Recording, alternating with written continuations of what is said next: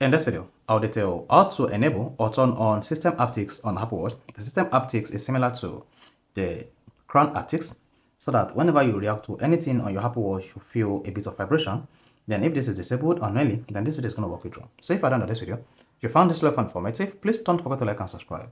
Now, to turn on or enable system haptics on Apple Watch, all you just need to do is press the icon one from the clock face or from the watch face. Then click on the settings icon. Now you want to use this icon to scroll down. Just keep scrolling until you get to Sensors and Haptics. Click on that. Under that, scroll down. Keep scrolling until you get to System Sounds and Haptics. Then under System Sounds and Haptics, scroll down. Just keep scrolling until you get to System Sound and Haptics. Under that, locate the System Haptics and turn this on. Then you should see Play Haptics for system controls and interaction. And once that's enabled, your Apple Watch system haptics will be turned on. So if you found this level informative, please don't forget to like and subscribe.